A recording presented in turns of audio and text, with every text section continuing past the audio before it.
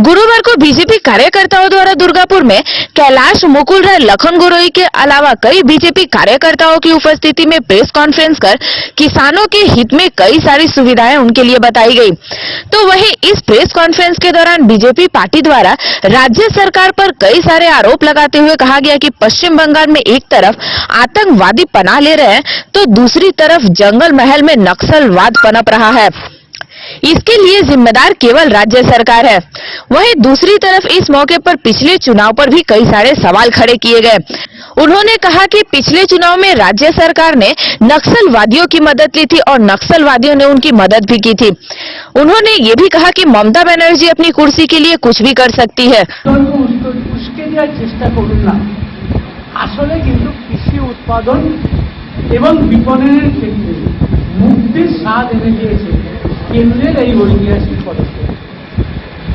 এখন থেকে একটা কথা দিনের আলোর মতো স্পষ্ট যে কৃষি বিল নিয়ে ঘাম ঝরানো ফলনের ওপর পূর্ণ নিয়ন্ত্রণ এবং অধিকার শুধুমাত্র তাদের নিয়ে পড়ে বা দালালদের হাতে নয়।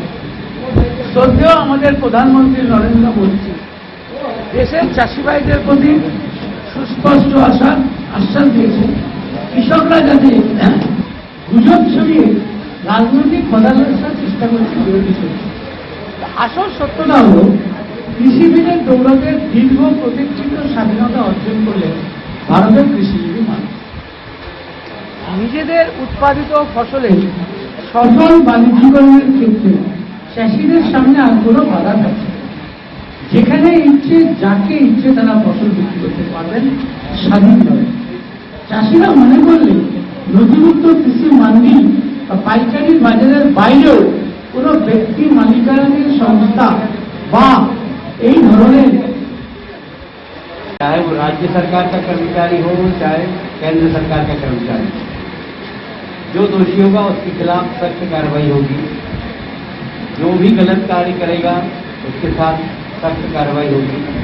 ये बहुत दुर्भाग्य की बात है कि पश्चिमी बंगाल में आतंकवादी शरण प्राप्त कर रहे हैं और जंगल महल में नक्सलवाद पनप रहा है। इसमें राज्य सरकार की भूमिका भी संदिग्ध है। मैं इसको दोहरा रहा हूं कि पश्चिमी बंगाल में एक तरफ आतंकवादी पनाह ले रहे हैं, दूसरी तरफ जंगल महल में नक्सलवाद पनप रहा है। इसके लिए जिम्मेदार राज्य सरकार है, उनकी तुष्टीकरण की नीति है, उनकी वोट की राजनीति है और उसके कारण यह प्रदेश अशांत हो रहा है।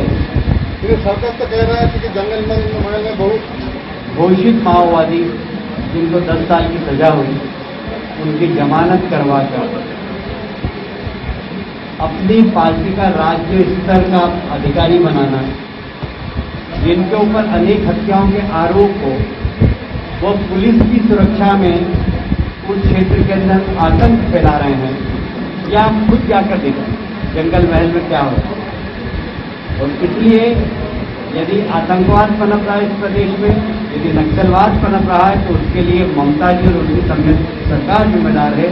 उनके तुष्टीकरण की नीति है, उनका कुर्सी प्रेम।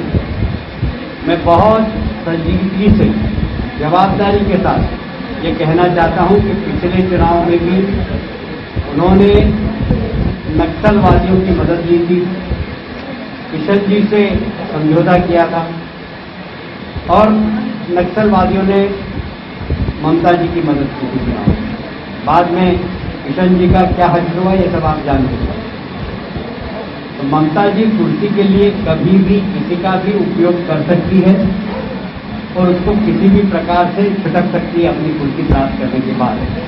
ये उनकी हमेशा राजनीति रही है।